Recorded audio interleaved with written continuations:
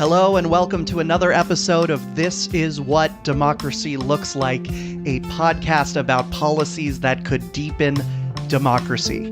Each week on this show, we welcome a guest on to teach us about a policy idea that could extend more power to more people in more ways, that could increase our voice in the forces that govern our lives, that could help us co-create our shared world, that could, in short, deepen democracy. I'm your host, Pete Davis, director of the Democracy Policy Network. This week, we're talking cooperative economics with Amara Enyia. Let's go. Sing me a song, you bright branches fold. Dr. Amara Enyia is a leading expert in public banks, cooperative economics, and all things city and state policy. She is a self-described, and I love this, listeners, quote, political strategist, policy wonk, systems thinker, nerd, and organizer, unquote. She's a National Advisory Board member of the Public Banking Institute. She serves on the boards of the Chicago Community Loan Fund, the Chicago Neighborhood Initiative, many other organizations, and is most recently the Policy and Research Coordinator for the Movement for Black Lives. And one very special thing about Dr. Enyia is that she went a step further. She exited the safe life of a policy wonk to actually run for mayor of Chicago recently, centering in her platform the push for a public bank. She shook up the race, calling attention to very important policy issues that would never have been spotlighted if not for her presence as a candidate. Thank you, Dr. Enyia, for coming on. This is what democracy looks like. Thank you so much for having me. We're so glad to have you on. And I'd love to get into the brass tacks of all of your policy interests. But before we do, I'd love to get started with, how did you become a policy wonk? What is your journey to being an expert in cooperative economics, public banks, and all things city and state policy? Sure. I've always been incredibly curious about everything, and I never had sort of one area that I was more interested in than anything else. So I've always had broad interests across policy areas. I wanted to figure out why things are the way they are and why we accept things as they are. So that has fueled what just lifelong learning and a desire to go deep on a lot of different policy areas, because it's about understanding the systems that govern our day-to-day lives. And so that's how I started on that path. I've always been justice oriented. And since I was young, injustice to me has always been something that's so unacceptable. And so a lot of my policy work has centered on how do we create the conditions for people to be able to actualize their human potential, which I think is everyone's right. And it is a justice issue.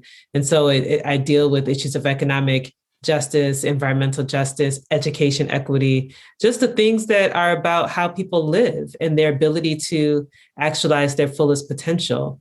And you ran for mayor of Chicago, and I'd love to hear about what it was like to run.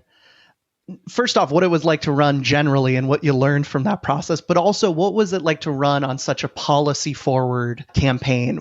We usually, policy wonks, we go to conferences, we talk with other policy wonks, but when you're running for mayor, especially mayor among all the things you can run for, you're in the neighborhoods, you're in the streets talking with people that don't think about public banks all the time. They don't think about how to measure standards of different schools, things like that. And you have to bring the policy to people's daily lives. And I'd love to hear about how you did that and what you learned from that process. Sure. So the experience was definitely life-changing. It was extremely challenging, but it came out of a sense of, look, if we know that things don't have to be this way, if we know that there are things that are wrong with the systems that are in place, then we have a responsibility to act. And I just don't believe that you have to have a certain pedigree to run for mayor or have a certain income level or a certain ethnicity or a certain gender. I believe that by virtue of my existence, there's a right for me to be able to be in a position to make decisions. And not me personally, but the people who are similarly positioned as I am, meaning everyone has the right to have a say in the systems and structures that govern their lives. And we shouldn't be afraid of asserting that. So that was a lot of the reason for even running for mayor, was recognizing that there are a lot of things wrong in Chicago. And instead of waiting for someone to address them, you have to sometimes just, if you have a vision, then you also have a responsibility to share that vision. The policy forward nature of the campaign, that was the crux of the campaign. The fact that we had ideas. We weren't just talking about what's wrong in Chicago. We don't like this person. We don't like that. We were actually saying, yeah, there's a lot wrong, and here's how we can address it. Here's how we address the city's finances. Here's how we address the city's schools. Here's how we address the income level of residents. Here's how we create equity. And it was through the ideas that we were able to convey the message. The other thing that's important for me, especially having an organizing background, is making public policy accessible to the masses. A lot of times it can be relegated to those who, have the 4-year degree or spent 15 years in school or 20 years in school or what have you. But real public policy, the best public policy, comes from the ground up. It comes from the bottom up. The people who are closest to the issues have most times the best sense of what the solutions are to the issues. And so I always orient my policymaking from that grassroots approach. And what it means is that my responsibility is to make something like public banking accessible by conveying it in a way that is relatable to the masses. And I have to ask about this. Our listeners would be mad if I didn't. You got some famous Chicagoans endorsing you, including Chance the Rapper, one of the most famous Chicagoans today. And what was interesting about watching those endorsements happen is those endorsements came from your policy and vision forward work too. It wasn't that they were just drawn to your bio and your story and how you were talking and your rhetoric. It was also that they saw that you had ideas. I'd love to hear just about how I think a lot of people assume even these celebrities are not into policy, but they're also engaged in policy too. Everyone is looking for vision today. Yeah, it's really funny because the support that came, all of the high profile support, it came because of the policy proposals and because of the track record of actually having worked in communities and really understanding deeply what communities needed. And so some of the initial conversations that Chance and I had, where we had actually found ourselves in some of the same organizing spaces years before. And so he knew that I had been involved in communities and actually had the interests of Chicagoans in mind. But also he was excited about the idea of cooperatives and what is a worker-owned cooperative and how can that be transformative. He was excited about and curious about what a public bank is. He was excited about restorative justice. So it was the substance of the campaign is actually what attracted them to me, which is interesting because it was an underdog campaign for all intents and purposes, but the substance is what brought them in. Final question on your story before we get into the brass tacks of policy. You bring an international perspective to policy. And I've found that people who have connections to places abroad or who have even as simple as just traveled abroad, come back and have a much wider belief in what alternatives are possible. Because we're taught, only things you see around you are the things that are possible. But then you go to Mondragon in Spain and that cooperatives can work. You go to England and you see how a national health service could work. You go talk to different places all around the world and see how they organize their economy differently. And that's always very exciting for changing domestic policy here. And so I'd love to hear how that international perspective has affected how you think Chicago should do things, how you think the United States should change its economic policy. Yeah, it has a huge impact. I spent years traveling in my younger years, basically just traveling around the world, every continent, most countries. And at that time, it was just casual, just out of curiosity about the world. But what I got from it was it opens up the possibilities for what you can do where you're based. And it removed the limitations on what's possible because you've seen otherwise. And I've always taken that sort of perspective into my policy work because I know that there was a time in Chicago where we didn't do bike sharing, but I had traveled. I'd been in China, I'd been in Amsterdam, I had Gone to many places where there was a strong bicycle culture, or they had bike sharing. And that was an idea that I came back and was like, why don't we have that here? So sometimes it's the exposure to different cultures, different contexts that helps you to understand that, yeah, there's other things that are possible here. And especially in Chicago, where it can be so limited and so insular sometimes. Like it can be insular. And so you need that broader perspective to help inform what proposals are being put on the table. And I've pulled from all over the world. I've pulled my restorative justice and community public safety framework is based in African ideology. Even my economic perspectives are based on just what communal ideologies around how communities can be sustainable economically, how they can support themselves. Again, like in South America and in Colombia, a lot of our transit-oriented development ideas mimic what they've been able to do in Bogota, because they're a little bit more advanced than what we have here in Chicago. So that having the humility really to know that we can learn from other places, that we don't get everything right and we don't have all the answers. Personally, I know I don't have all the answers, but it just means that there's so much we can learn from other cultures, other contexts. And I think that helps us to develop policies that are more robust and more creative. A lesson everyone, especially policy wonks, should take, that there is a storehouse of ideas all around the world and all throughout history that we can draw from. So let's turn to the weeds of policy here. You ran on a Public Bank of Chicago. You're connected to the Public Bank Institute. You've been studying this for over a decade. For our listeners who don't know what public banks are, let's just start with Public Banks 101. What is a public bank? Yeah, so I say a public bank is a bank whose sole responsibility is to make sure that the economy of the area that it inhabits is thriving and is vibrant. The difference between a public bank and your traditional, we call them Wall Street banks, their allegiance is to shareholders. Their bottom line is profit. What they do is motivated by the ability to profit. Whereas a public bank, their allegiance is actually to the public. The responsibility is to make sure that the economy is strong, that they're able to make sure that capital is flowing into communities, that people can do things like getting home loans, business loans, and so on and so forth that support the economy. And instead of money flowing out of the city or the state, that money is actually recirculated back into the economy over and over again. So there's a drastic departure between what private banks do and why they do what they do versus what a public bank does. A public bank is also governed differently. It's by charter. It's not like a president and shareholders that you're responsible to. Again, there's accountability to the public. And so those are the biggest differences between a private bank, or a Wall Street bank, as we say, and a public bank. Its sole purpose is to make sure that the economy is strong and that the dollars which is the funds from the bank, come from taxpayers. And so there's a responsibility to steward them appropriately. And you don't really see that with private banks.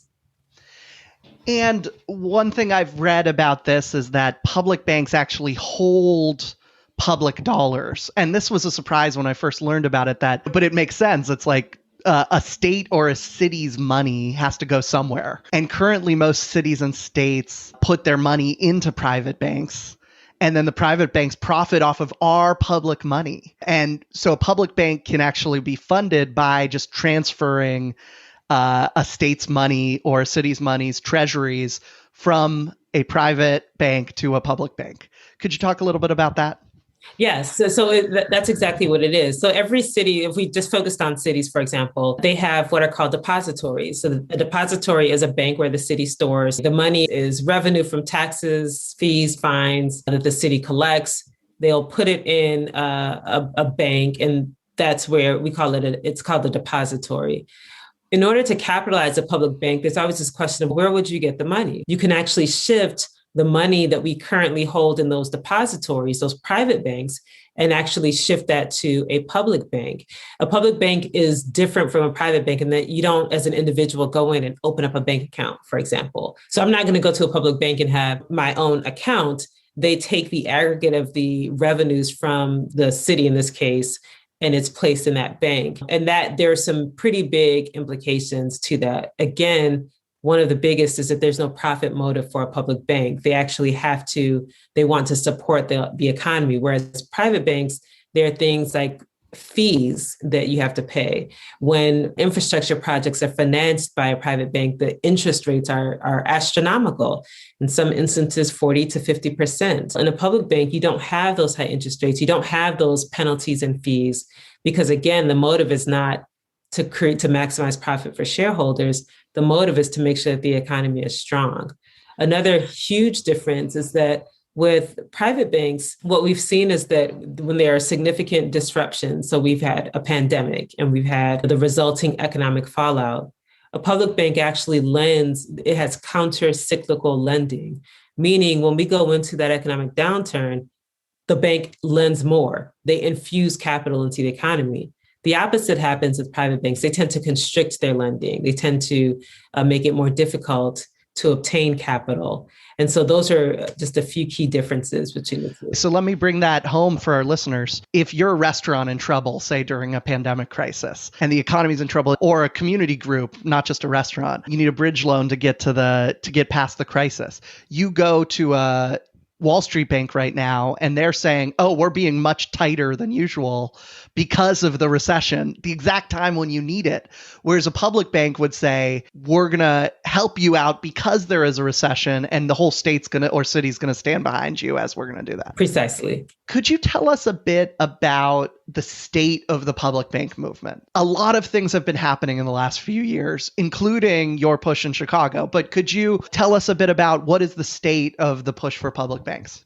What have you seen over the last 10 years in this? It has certainly scaled up in the last 3 years. I can recall a time where I would talk about public banking and people's eyes would glaze over. They just had no clue. This is perhaps 10 years ago. What I have witnessed over the last few years is just a surge in interest, in enthusiasm, and in the push to make public banks part of a suite of economic interventions that are necessary for a thriving, healthy economy. We did not have that years ago. I was always very intentional when I was running for office of making sure that public banking was at the center of my platform, because part of it is an awareness thing, making sure to use my platform so that folks can start to stretch the limits of their imagination about what's possible. And so over the years, I can say even in the last campaign, people love the idea. When they hear the concept, it just makes sense to them. And when it's presented with a suite of other economic interventions, like having a stronger cooperative economy, people now start to see, that seems like a better system than the one that we have now. And that wasn't the case a few years ago. Now, you can, in New York, we just had a major town hall with State Senator James Sanders and his colleagues in both the House and Senate as they're interested in moving their public banking legislation. We have movements in California, in New Mexico, in Pennsylvania, in New Jersey. So it has sprung up around the country where folks are mobilizing around this vision, and they're starting to connect the dots about how this can be a centerpiece of a different economy. We call it a solidarity economy, where we're just changing everything, and the public banking is central to that. So there's been a surge in recent years. Final thing on public banks, you've mentioned one use of it. It's not because you see it one way and it's just this kind of smart way to have a state or a city save money. And then you've mentioned one use of it, which is infrastructure projects, so that when a state, when they want to deposit their money, it helps them. And then when they want to take that money back to fund road building or bridge building or whatever, it's there. But people are also excited about public banks for other reasons: green energy, racial justice, housing, co-op funding. Could you talk a little bit about these other uses of how a public bank could transform the economy?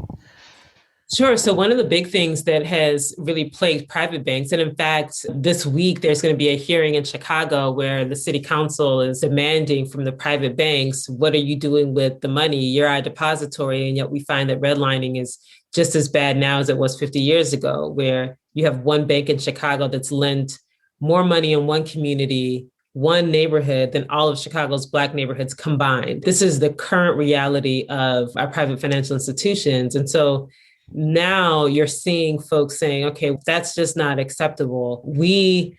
What they're saying is that this is not sustainable. We saw what happened with the Paycheck Protection Program with the pandemic and whether or not small businesses were able to get those dollars. What we found is that large corporations were pushed to the front of the line. The banks who oversaw the program, there was all sorts of nepotism in how it rolled out. And most of the small businesses got left behind. They didn't even get access to any of that funding. Public banks can actually lend to small businesses. The same with home loan. As a matter of wealth building, home ownership is absolutely critical. And yet we've seen private banks fail time and again in loans for folks to purchase homes, particularly in Black and brown communities.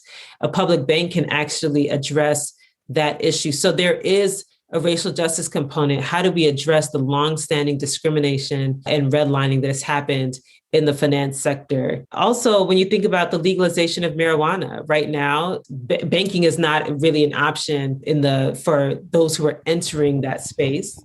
And so this has been an area where there's been some thought around how can public banks step in as legalization spreads across the country. Same for the Green New Deal. It's a major component of the Green New Deal and some of the proposals in that legislation, again, thinking nationally. So there are ways in which it addresses some of these emerging sectors that it is a viable piece of some of these emerging sectors, which is why I think it's gaining in popularity. Yeah, on that last point, we saw how Germany funded most of its green energy through these municipal, I believe they're called Sparkassen banks, and it's a huge part of their finance sector there. It's not just this tiny idea that will be like a tiny player. Some countries have decided to make this a big part of what they do. One other area I'd love to go into is this idea that you ran on called a cooperative city. And we had our first episode of This Is What Democracy Looks Like was about what is a cooperative. So our listeners know that a cooperative is a business kind of co-owned by either producers or workers or consumers. But we didn't get as much into like, how do you make a city or a state a cooperative city or a cooperative state? How do you create the conditions that the specific wonderful economic form can thrive? So I'd love to hear a bit about your goal was, quote, make Chicago the #1 city in the country for cooperative enterprises. And so I'd love to hear what your thoughts are and how we can do that. Yeah, and that's still the goal. It really is about creating the infrastructure for a cooperative economy to thrive. And that means making sure that there's technical assistance to encourage entrepreneurs and business owners, both new and existing, to either create new cooperative businesses or to convert existing businesses into cooperatives. And we know that sometimes there's technical assistance and handholding that's necessary. And my stance is that the city can aggregate those experts and provide that technical assistance to entrepreneurs, to new business owners, and to existing business owners to convert their businesses to cooperative models. In Chicago, there wasn't even legislation that supported cooperatives. Like, it wasn't even a thing. And in Illinois, it wasn't a thing until recently. A couple of years ago, we just got state legislation that recognizes cooperatives as an actual entity at the state level. So when you think about it, we're a little bit late to the game, but you have to have that legislative infrastructure in place so that businesses that do start up, they can be properly recognized. You have to have the technical assistance to handhold entrepreneurs, business owners, new and existing, so that they can walk down that path. The finance component is also critical. One of the ideas that I talked about is getting CDFIs, community development financial institutions, together to create a fund that the city could use to provide seed capital for cooperative enterprises. We know that there are investments that need to be made at the early stages of any business, but if we want to encourage more cooperatives, then we want to support them financially as well. And to me, it was interesting finding that a lot of banks and even CDFIs didn't really understand cooperatives. They didn't know what they were. They didn't know how do you fund it? Do they have a different kind of business model? So there's some education that has to happen even when it comes to financing of cooperative enterprises that will allow for them to provide more seed funding for cooperative businesses. So you've got to build that infrastructure to create the environment where people can say, yeah, I do want to 5 of my colleagues or 5 of my friends or whomever. And yeah, we want to own our own gas station, or we want to we want to form a grocery store that's a worker owned cooperative, or a bakery that's worker owned, or an auto repair shop. I mean, it could look like anything. And we want people to be in that mindset, but we've got to make sure that the landscape is set for them to do that. What I love about how you talk about this, and what I love about the cooperative movement generally, is that it, for lack of a better term, co-ops common popular right-wing talking points. The corporatist world likes to say, y'all have all your dreams, y'all have all your ideals on the other side, but we drive down unemployment, we promote entrepreneurship, we build community wealth, and we're the ones who make all the things, and y'all just come along and make demands after we make it. But what's great about cooperatives is cooperatives are part of the business climate. They're part of creating jobs. They're part of promoting creation and entrepreneurship. They're part of building community wealth, but they're doing it in a model that is not hierarchical, not extractive, not profiteering, not beneficial to a lot of white guys and not a lot of women and people of color. And that's what I love, is that it's going into a territory that a lot of people that care about the causes like us aren't usually comfortable in, and totally winning not only at our game, but at their game too. I'd love to hear how, when you presented these ideas to the public, how that played in. Yeah, it's really interesting that you say that. And one of the things that I always found to be amusing, even when presenting these ideas in a political or even non-political context, was how transferable they were. When I would go into certain parts of the city that are more conservative leaning, there really wasn't pushback on the policies. In fact, there was a lot of interest in what is a public bank, because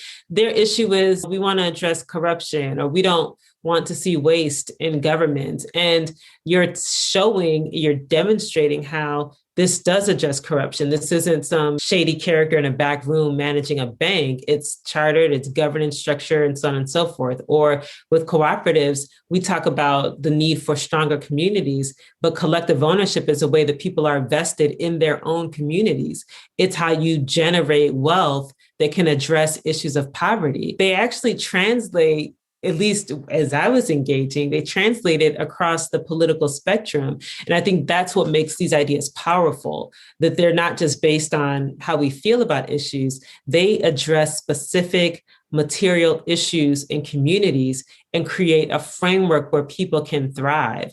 And it's by their own initiative, saying, we want to get together and do this. We want to be self-sufficient. And these are the tools that they can use to do that. And I think that translates anywhere on the political spectrum. Final policy question is, you are involved with the movement for Black Lives, giving policy support to this movement. And what was so interesting about the protests, among many things, in the past year, was that there was a connection between what was happening with policing and prison reform and abolition and economic infrastructure and economic policy, because of which I would say was pithily summarized with divest and invest, that we are over-investing in carceral punitive strategies and under-investing in the types of things we've been talking about. And so I'd love to hear how, in your policy work on racial justice and policing, you've been able to see the bridge between what in the discourse is sometimes unnecessarily separated, the story of economics and the story of racial justice. Yeah, I mean, that's just an awesome point, because the two are inextricably linked. The economic circumstances of a community play into almost every other aspect of that community. So when we're dealing with issues of poverty or unemployment, or folks are not able to sustain themselves, that has an effect on issues of violence. It has an effect on educational attainment and learning. It has an effect on public health, for sure. And we're even seeing that play out with COVID. All you have to do is overlay the economic data with the public health data, and you can see which communities are impacted the most. So it's inextricably linked. And what we're finding is really talking about using the invest, divest framework, I think is a simple way for people to really understand our communities need to be invested and we have to invest in them. That's what it takes to build strong individuals, strong families, strong communities. And what we had seen was so much investment going into policing and police infrastructure, but we know that's not what creates safety. Strong, healthy individuals in well-resourced communities where they have access to food, access to healthcare, access to jobs, that's what creates safe communities. And so now we can start to say, okay, well, what does it take to create those jobs? We know that lending is an issue, and sometimes the traditional model of entrepreneurship has been challenging. What is this about collectively owning the institutions in our communities? Collectively, I live in a neighborhood and I'm a part owner of the gas station in the neighborhood. I live in the neighborhood and we own a laundromat as a cooperative. Now the people who are there are supporting the businesses because they're vested in the businesses. And because they're not there to exploit their workers, because it's worker owned, they're making better money. They have better working conditions. They don't have to fight to get things like paid sick leave and vacation days and all of those things. Now you're changing the material circumstances of people's lives. And so when you've done that, you don't have the necessary interactions with police infrastructure. So when we talk about economic resilience, it is going to address all of those other issues that you're seeing in communities that right now are over-policed, where the only investments they've seen are in police and police training facilities. They haven't had investment in the economy. They haven't had investment in jobs or investment in supporting the development of worker-owned cooperatives, or even a public bank that can issue loans for people to purchase homes in their neighborhood. We haven't seen that investment. So as the movement has been doing its work, it's really been refreshing to see how we're talking about a public bank and the vision for Black lives. So the vision for Black lives is the policy platform, and public banking is a part of that. We talk about worker-owned cooperatives as part of, this is our vision for what we want to create. So it's not just what we're against and what we don't like, but this is our vision. And it's been exciting being able to talk about these economic components as part of that vision. Amen to that. We like closing with asking our guests, what is a positive alternative or a state policy push somewhere, or city policy push, or even just a neighborhood institution that is inspiring you, that is a seed of hope for a deeper democracy? I'm really inspired now by actually a group in Chicago called Just Chicago. And it is a number of organizations that came together and said, our movements have to be collective. Our movements have to be in line with each other. We're going to come together. And they do everything from, some organizations do policing and police accountability and criminal justice reform. Some do mental health and self-care. Some do the solidarity economy. Others do leadership development and training and grassroots organizing. And they all collectively came together and said, we want to change movements. We want to make our movements more robust. We want to talk about worker-owned cooperatives when we're talking about justice in our communities. We want to talk about what is the role of a public bank in making sure that our communities have the capital that they need. And that's been really exciting right here in Chicago. There's a number of Let Us Breathe, Eat Chicago, BYP 100. There is a worker-owned cooperative that's part of the collective called Chai Fresh Kitchen. It's just a really dynamic group, and to see them all coming together and to see us all working together is exciting. I love that. Dr. Enyia, is there any ways people can follow along with you? Anything you want to plug? Sure. I'm on social media. I'm on Twitter and Instagram, Amara Enyia, on both platforms. I'm also on Facebook. And the website is amaraenyia.com. So folks can check out the materials there. They can also shoot me a message on the website as well. This is wonderful. Thank you so much for coming on. This is what democracy looks like. So inspiring to hear from you. Thanks. It's been a pleasure.